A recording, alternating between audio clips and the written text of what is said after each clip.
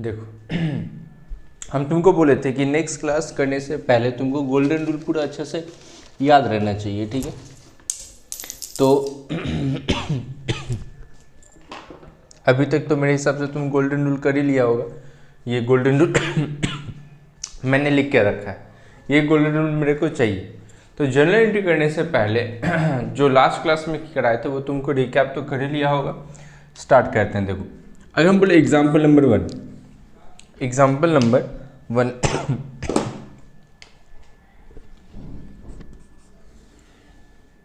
Mister A started business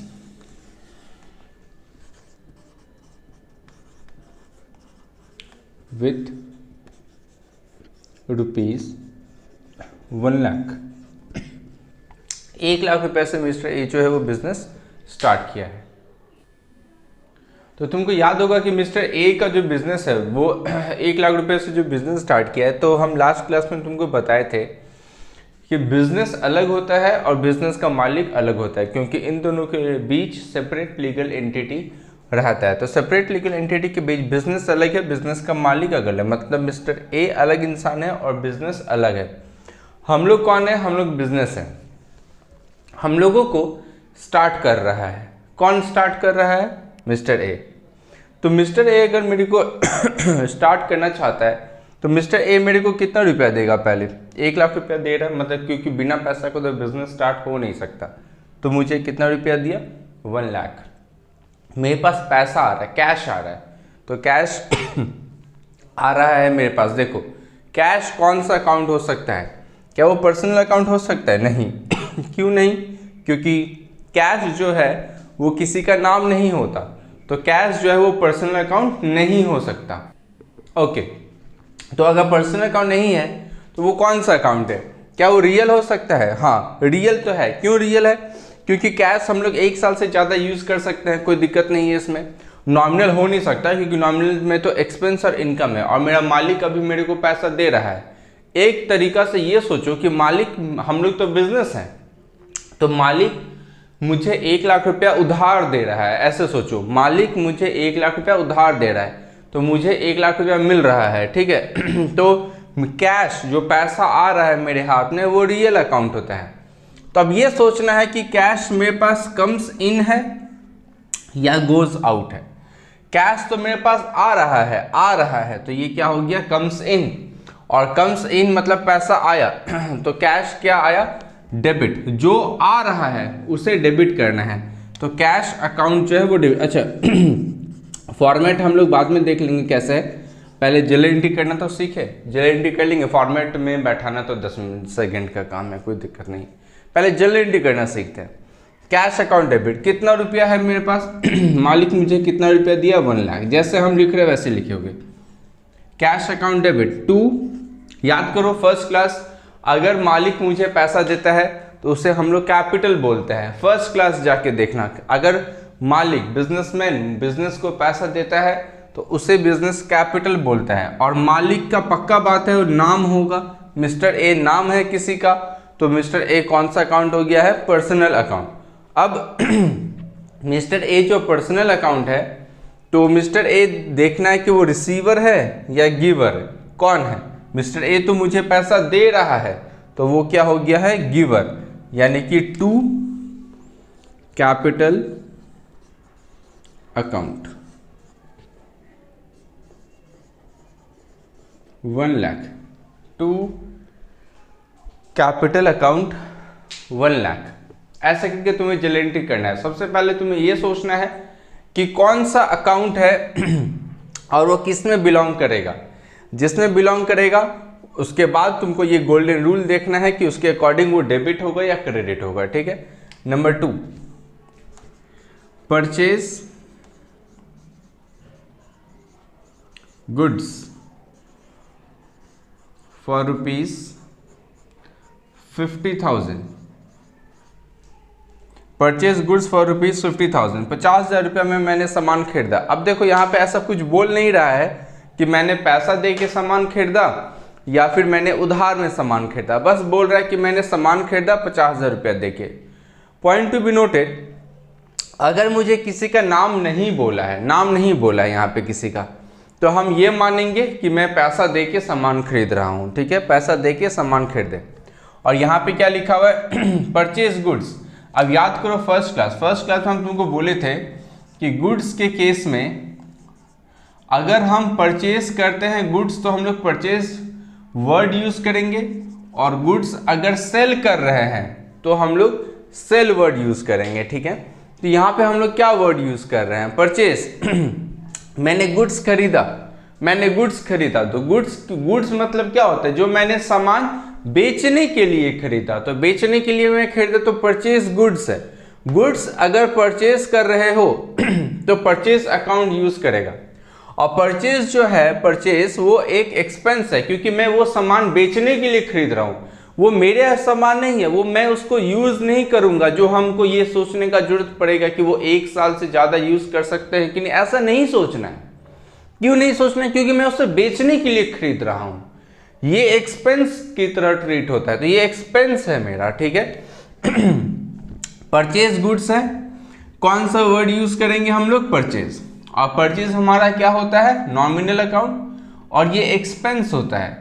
expense होता है तो वो क्या होगा, डेबिट होगा।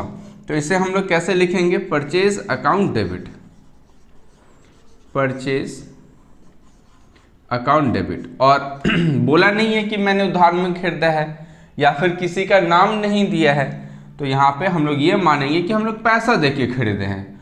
पैसा देके खरीदे हैं तो पैसा यानी कैश। कैश कौन सा अकाउंट होगा यहाँ पे, रियल अकाउंट, क्योंकि ये 1 साल से ज़्यादा यूज हो सकता है, रियल अकाउंट। तो पैसा मेरे पास आ नहीं रहा, इस बार पैसा मेरे हाथ से क्या हो रहा है, जा रहा है, क्योंकि मैं सामान खरीद रहा हूं। तो यहां पे क्या हो जाएगा, टू कैश अकाउंट, 50,000 50,000 50,000 50,000।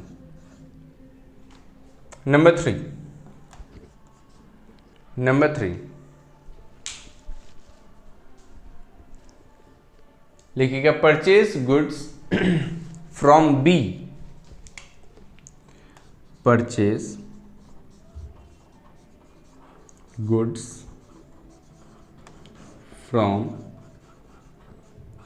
बी ₹10,000। मैंने 10,000 रुपये का सामान खरीदा। देखो यहाँ पे भी ऐसा नहीं बोल रहा है कि मैं पैसा दे के खरीद रहा हूँ या उधार में खरीद रहा हूँ, लेकिन क्वेश्चन में मेरे को क्या बोल दिया, फ्रॉम बी, नाम दे दिया किसी का। अगर किसी का नाम दे दिया है और तुमको क्वेश्चन बोला नहीं है कि पैसा दे के खरीदते हैं, तो हम लोग यही मानेंगे कि हम लोग उधार में उससे सामान खरीदे हैं, हम लोग उससे उधार में सामान खरीदे हैं। तो अगर हम लोग उधार में सामान खरीदेंगे तो एंट्री क्या हो जाएगा, purchase account debit, purchase account debit. Purchase goods है तो वही रीजन, सेम रीजन जो ऊपर हुआ था, परचेज अकाउंट डेबिट होगा। किससे सामान खरीदे हैं, बी से सामान खरीद। देखो हम अगर उधार में सामान खरीदेंगे तो हमारे हाथ से पैसा तो जाएगा नहीं, तो कैश का कोई बात नहीं आता है। लेकिन मैंने बी से सामान खरीदा, तो बी क्या है, किसी का नाम है किसी का बी, तो ये रहा, तो बी। अब मैं जब बी से उधार में सामान खरीद रहा हूं तो बी क्या हो गया होगा, पक्का गिवर। उसने तो मुझे सामान दे रहा है, तो वो क्या हो गया है, गिवर हो गया। तो गिवर हो गया तो वो क्या हो जाएगा, क्रेडिट हो जाएगा, ठीक है। तो to B account 10,000 to B account 10,000 example number 4। अच्छा यहीं पे एग्जाम तुम लोग अलग से लिखना, example number 4, purchase goods from B ₹10,000 on cash add कर दो, या ऑन नहीं, इन कैश करो, इन कैश। इसका मतलब क्या हो गया, मेरा क्वेश्चन बोल रहा है मैंने बी से सामान खरीदा, लेकिन क्या देके खरीदा, पैसा देके खरीदा, कैश देके खरीदा। एक बात याद रखना, अगर मैं पैसा देके खरीदता हूं तो मुझे नाम से कोई मतलब नहीं है। जैसे अगर तुम उधार में कभी दुकान से कुछ सामान अगर खरीदा होगा, या फिर सपोज कभी किसी को खरीदते देखा होगा, तो देखना वो लोग ना एक कॉपी में नाम लिखता है कि इस इंसान ने इतना तारीख को इतना रुपये का सामान खरीदा। तो नाम का कब जरूरत होता है? जब मैंने उधार में सामान खरीदा है तब मुझे नाम का जरूरत है। तो मैंने तो पैसा देकर, जैसे तुम अगर जाएगा दुकान में और बोलेगा कि मुझे एक लेस का पैकेट दे दो 10 रुपया का, तो तुम उसको 10 रुपया दे रहा है, तो वो थोड़ी ना पूछेगा कि बेटा तुम्हारा नाम क्या है बताओ, मैं बाद में पैसा लूँ। नाम थोड़ी ना लिखेगा वो, क्यों बोलेगा नाम? मैंने तो पैसा दे दिया, मेरे को लेस लेना है, बस मेरे को घर जाना है, मैं तो पैसा दे के खरीद रहा हूँ। तो यहाँ पे अगर पैसा दे के खरीद रहा है तो मुझे नाम से कोई मतलब नहीं है, याद रखिएगा, नाम से कोई मतलब नहीं है। परचेज गुड्स है तो परचेज अकाउंट डेबिट तो होगा ही, लेकिन इस बार मेरे हाथ से क्या चला गया? कैश चला गया, पैसा चला गया। तो कैश कौन सा अकाउंट है? कैश कौन सा अकाउंट है? Real account. तो मेरे हाथ से पैसा जा रहा है, कैश जा रहा है, तो कैश जा रहा है, गोज आउट हो रहा है, इसका मतलब वो क्या होगा? क्रेडिट होगा। ठीक है, तो यहाँ पे हम लोग लिखेंगे टू बी नहीं होके क्या हो जाएगा? टू कैश अकाउंट हो जाएगा, अगर पैसा में खरीदे हैं तो। ठीक है उसके बाद एग्जाम्पल नंबर 5, एग्जाम्पल नंबर 5,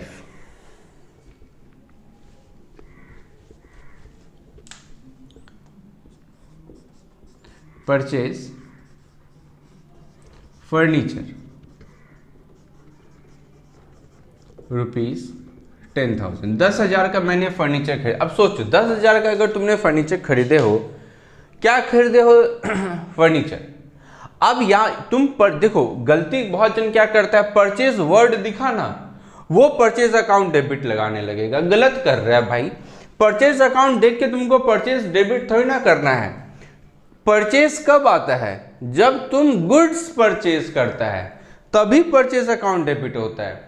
यहां पे क्या तुम गुड्स परचेज कर रहा है? नहीं तुम क्या परचेज कर रहा है? फर्नीचर। और अपने मन से तुमको ये भी नहीं मानना है कि फर्नीचर मैं बेचने के लिए खरीद रहा हूं। अगर क्वेश्चन अलग से बोलेगा फर्नीचर बेचने के लिए खरीद रहा है तभी वो वैसा होगा, बट ऐसा क्वेश्चन तुमको बोला नहीं है, परचेज फर्नीचर बोला। मतलब हमेशा ये एज्यूम करना है कि फर्नीचर तुम अपने ऑफिस में या फिर अपने बिजनेस में यूज करने के लिए खरीद रहा है। अगर परचेज हम लोग फर्नीचर किए हैं तो पक्का बात है फर्नीचर तो हम लोग 1 साल से ज़्यादा यूज़ करेंगे ही। 1 साल से ज़्यादा यूज़ करेंगे मतलब वो कौन सा अकाउंट हो गया? Real account. ये एसेट्स हो गया मेरा रियल अकाउंट। तो मैं परचेज खरीद रहा हूँ, मैं परचेज फर्नीचर कर रहा हूँ, तो फर्नीचर मेरे पास क्या हो रहा है? आ रहा है। फर्नीचर मेरे पास आ रहा है, कम्स इन हो रहा है, मेरे पास फर्नीचर आ रहा है, तो फर्नीचर क्या होगा? डेबिट हो जाएगा। ठीक है फर्नीचर डेबिट होगा बिकॉज मेरे पास फर्नीचर आया। फर्नीचर अकाउंट डेबिट, और मैंने उसको पैसा दिया होगा, तो कैश भी तो क्या है? रियल अकाउंट है, और मेरे हाथ से कैश जा रहा है, तो टू कैश अकाउंट 10,000 एंड 10,000। अब अगर फर्नीचर देखो जब तुम क्वेश्चन करेगा तो फर्नीचर के जगह हम मशीनरी बोल सकते हैं। हम बोले परचेज मशीनरी, तो क्या हो जाएगा? Machinery account debit to cash. अगर मैं फर्नीचर के जगह बोला ऑफिस इक्विपमेंट, तो क्या हो जाएगा? Office equipment to cash. अगर मैं फर्नीचर के जगह बोला प्लांट, तो क्या हो जाएगा? Plant account debit to cash. कोई भी ऐसा चीज जो तुम 1 साल से ज्यादा यूज कर पाएगा वो तुम्हारे लिए एसेट्स होता है, और वो चीज डेबिट होगा बिकॉज वो रियल अकाउंट है, और वो डेबिट वर्ड कम्स इन है इसलिए वो डेबिट होगा। ठीक है नंबर 6, रेंट पेड ₹5,000। देखो मैंने भाड़ा पे किया, रेंट पे किया 5,000। अब सोचो अगर तुम रेंट पे कर रहा है तो रेंट पे कर रहा है, रेंट तो 1 साल से, रेंट क्या होता है? हर एक महीना पे किया जाता है, तो वो 1 साल से ज़्यादा के लिए तो हो नहीं सकता। तो जो 1 साल से कम है वो क्या होता है? मेरा एक्सपेंस होता है। मतलब रेंट मेरे लिए क्या हो गया? एक्सपेंस हो गया। तो एक्सपेंस हो गया मतलब ये क्या हो रहा है? डेबिट। ठीक है एक्सपेंस हो गया मतलब ये डेबिट होगा, तो rent account debit, rent account debit. और मैं उसको क्या पे कर रहा हूं? कैश पे कर रहा हूं। कैश पे कर रहा है तो हाथ से क्या जा रहा है? मेरे से कैश जा रहा है। तो कैश कौन सा अकाउंट है? Real account. तो व्हाट गोज आउट? कैश जा रहा है तो to cash account. To cash account 5,000 5,000। अब रेंट के जगह मैं कुछ और भी यूज कर सकता हूं। रेंट नहीं पे करके इलेक्ट्रिसिटी, ये भी तो हर एक मंथ होता है, तो इलेक्ट्रिसिटी लिखेंगे तो यहाँ पर रेंट की जगह इलेक्ट्रिसिटी आ जाएगा, ठीक है ना। जो हर एक मंथ होता है तो वो क्या हो जाएगा, rent account debit, electricity account debit. कोई भी एक्सपेंस, ऑफिस एक्सपेंस बोल के दे सकता हूं, तो office expense account debit to cash, ठीक है। अब सपोज मैं सामान सेल कर रहा हूं, ठीक है, sold goods to Ram, Ram को सामान बेचे ₹15,000, सोल्ड गुड्स टू राम ₹15,000। फिर से देखो, ध्यान दो, अगर मैं राम को सामान बेच रहा हूं, सोल्ड गुड्स टू राम ₹15,000, अगर राम को मैं सामान बेच रहा हूं तो क्वेश्चन में क्या है, राम, और मेरे को क्वेश्चन बोल नाम दिया हुआ है, और मेरे को क्वेश्चन ये नहीं बोल रहा है कि कैश में सेल किए हैं या क्या किए हैं, तो हम लोग हमेशा क्या अज्यूम करेंगे, क्रेडिट। क्यों, क्योंकि नाम दिया हुआ है। इसका मतलब मैं राम को उधार में सामान बेच रहा हूं, उधार में, तो राम क्या है, किसी का नाम है, तो ये आ जाएगा पर्सनल अकाउंट। तो राम किसी का नाम है, पर्सनल अकाउंट। अब सोचो, राम को मैं जब सामान बेच रहा हूं तो राम तो रिसीवर हुआ, क्योंकि उसके पास सामान जा रहा है, उसके पास सामान जा रहा है मतलब रिसीवर, तो राम क्या होगा यहाँ पे, डेबिट। राम जो है वो डेबिट होगा, क्योंकि राम के पास सामान गया, तो राम अकाउंट डेबिट। और मैंने उसको क्या किया, सामान बेचा, पैसा तो अभी आया नहीं क्योंकि उधार में सामान बेचा हूं। तो गुड्स जब सेल करता हूं, गुड्स अगर सेल करेंगे तो कौन सा वर्ड आएगा, सेल वर्ड आएगा। तो यहां पे क्या हो जाएगा, to sale account, Ram account debit to sales account, ठीक है। ये कुछ एग्जाम्पल्स हम तुमको कराएं, उसके बाद तुमको हम होमवर्क ऑलरेडी मैं ग्रुप में सेंड कर चुका हूं, तो उधर से तुम उसको प्रैक्टिस करेगा, ठीक है। 5 और 6 दिए थे शायद होमवर्क, तो एक काम करेगा। और इधर में मैं अभी कुछ एग्जाम्पल दे रहा हूँ, उस एग्जाम्पल को तुम फटाफट अभी बनाएगा और बना के कमेंट सेक्शन में लिखना उसका आंसर, ठीक है।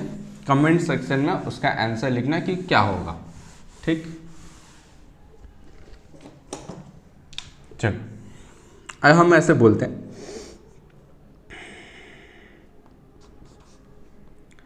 started business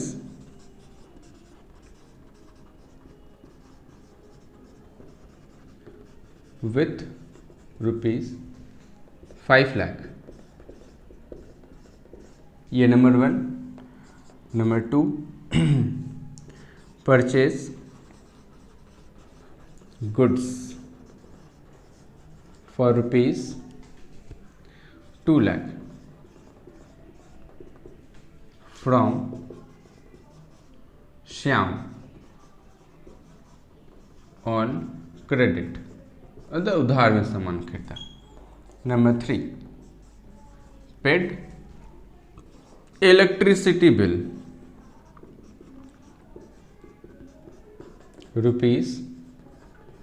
₹5,000। Number 4, sold goods to Ghanshyam ₹10,000। Number 5, sold goods for ₹20,000 in cash, पैसा लेके सामान बेचा है, ठीक है। ये 5 जर्नल एंट्री तुम वीडियो देख के फटाफट कमेंट सेक्शन में इसको जरूर लिखना, ठीक है। और ग्रुप में मैंने होमवर्क तो दे ही दिया है 2 सम्स, तो उसको भी बना के फटाफट ग्रुप में सेंड कर देगा। तुम अपना बना लो, उसके बाद उसका PDF फॉर्मेट में चेंज करके या फिर फोटो, जैसे तुमको ठीक लगे वैसे तुम मेरे को ग्रुप में सेंड करेगा, उसको हम चेक करेंगे। चेक करके नेक्स्ट क्लास जो होगा उसमें हम डिस्कस करेंगे कि किसका क्या गलती है, कैसे है, और उस चीज़ को मैं बताऊंगा कि उसको कैसे सोचना है, ठीक है। तो होमवर्क जरूर ग्रुप में सेंड करना, वरना हम तुम्हारा गलती को ठीक नहीं कर पाएंगे, ठीक है।